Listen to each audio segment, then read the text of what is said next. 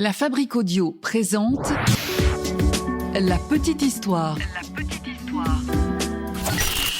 www.lafabriqueaudio.com. Scream est une saga désormais culte.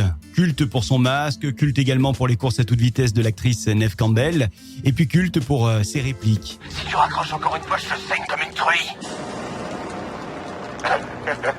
Oui, C'est une plaisanterie ou quoi? disons plutôt un jeu. Oui, c'est ça, un jeu. Mais ce que vous ne saviez peut-être pas, c'est que Scream tire son origine d'un fait divers. Aujourd'hui, je vous parle de la petite histoire de Denny Rolling, surnommé l'éventreur de Gainesville. Ah ouais. Quelle histoire, ça aussi. Salut tout le monde, je suis Florent Mounier, c'est Sébastien Girard qui mixe ce podcast de la petite histoire produit par La Fabrique Audio. Vous aimez ce podcast, n'hésitez pas à le soutenir, c'est important, vous le partagez sur les plateformes de podcast et sur les réseaux sociaux également. Aujourd'hui, je vous parle donc de l'affaire de l'éventreur de Gainesville qui a fait la une de l'actualité dans les années 90 aux États-Unis. Le fameux serial killer, c'est Denny Rolling. Alors on peut pas dire que Denny Rolling est un parcours très original. Non, il a plutôt un parcours typique pour un tueur en série ou pour un psychopathe. Quand il est jeune, chez lui, c'est pas la joie. Il y a des violences de son père quand il est enfant. Il assiste aussi à la tentative de suicide de sa mère. Bref, il n'a pas une jeunesse heureuse, c'est le moins qu'on puisse dire. Alors quand il est jeune, il va développer une attirance pour le sadisme, puis également pour le voyeurisme, et enfin, il va se mettre au cambriolage très tôt.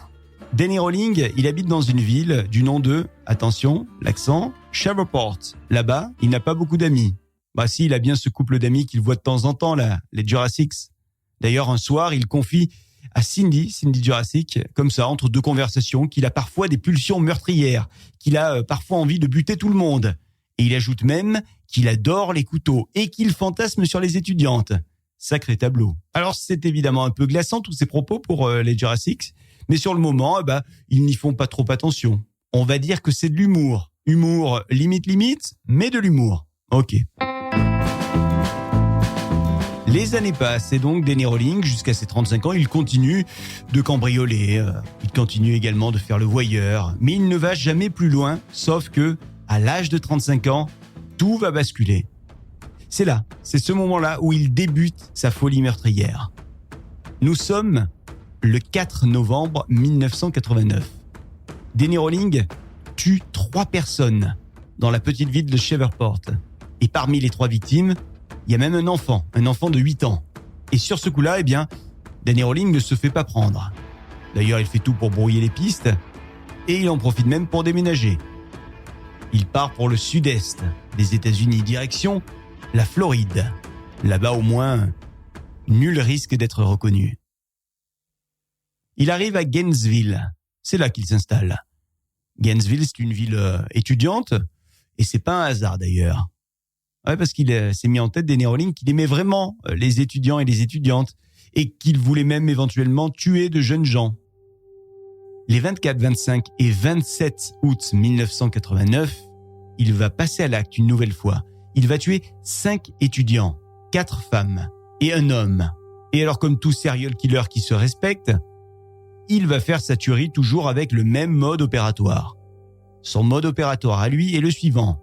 Il repère une proie potentielle, il observe où elle habite, il s'introduit dans son domicile, et une fois que la proie arrive chez elle, ouvre la porte, puis referme la porte, là, il la poignarde sauvagement. C'est son mode opératoire à lui. Ces jours-là, donc, les 24, 25 et 27 août 1989. Vous l'imaginez, tout le campus a peur. Oui, parce que la panique est là, tout le monde est horrifié de ce qui s'est passé et tout le monde a peur que ces choses-là puissent à nouveau arriver et pourquoi pas leur arriver. Alors sur le campus, les étudiants passent leur nuit en groupe. Ils se barricadent dans leur studio, ils ne dorment plus. Il y a des chaises qui sont devant les portes, ils ferment les volets à double tour, les fenêtres, même s'il fait chaud, on est en été. Certains changent même d'université.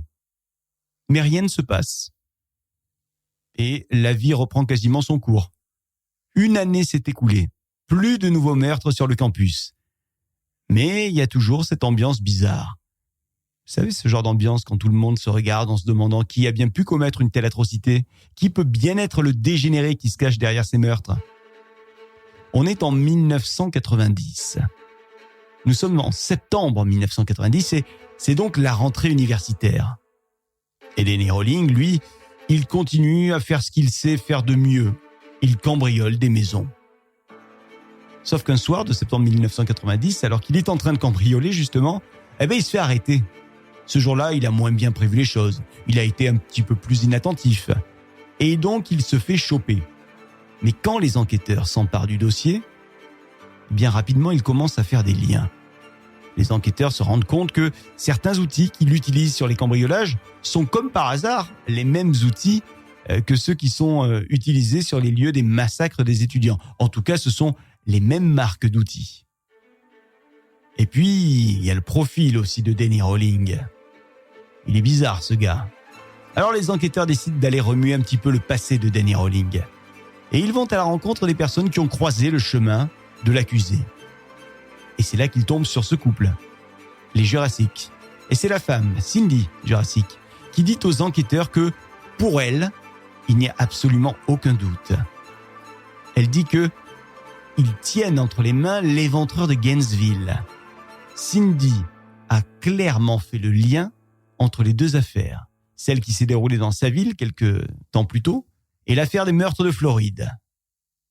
Elle explique aux enquêteurs que Danny avait confié à l'époque à son mari Steven, et même à elle d'ailleurs directement, qu'il lui arrivait d'avoir des pulsions meurtrières, qu'il avait un attrait pour les couteaux et que même il fantasmait sur les étudiantes. Alors à ce moment-là, les enquêteurs vont chercher où vit Danny Rowling.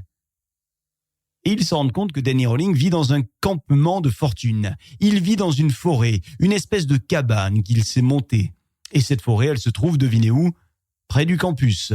Le campus où ont lieu les meurtres. La police décide d'aller y faire un tour. Et sur place, c'est jackpot.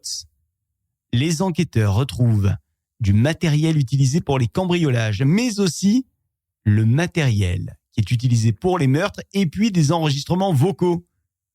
Et on se met à écouter les enregistrements vocaux. Hallucinant, le gars s'est enregistré sur un dictaphone sur lequel il raconte tout. Il relate tous les meurtres seconde par seconde. Il n'en faut pas plus aux enquêteurs pour être absolument sûr de la culpabilité de Danny Rowling. Danny qui avoue tout, absolument tout, de suite. Et puis il avoue également qu'il n'a aucun autre mobile que celui de, je cite, devenir une superstar du crime comme Ted Bundy. Ted Bundy qui est un autre serial killer dont on a déjà parlé dans ce podcast, dans un autre épisode. Danny Rowling est donc condamné. Et puisque nous sommes aux États-Unis, il est condamné à mort. On est en 1994 quand a lieu le procès, et c'est en 2006, 12 ans plus tard, qu'il est exécuté, Danny Rowling. Voilà donc pour ce serial killer, Danny Rowling, qui a inspiré le personnage de Scream. Alors évidemment, dans cette véritable histoire, pas de costume Ghostface, ça a été ajouté par les scénaristes de Scream, mais donc un serial killer qui a véritablement inspiré une saga au cinéma. Voilà pour cette petite histoire que Sébastien Gérard a mixée, que j'ai eu l'occasion de narrer. Merci de l'avoir écouté.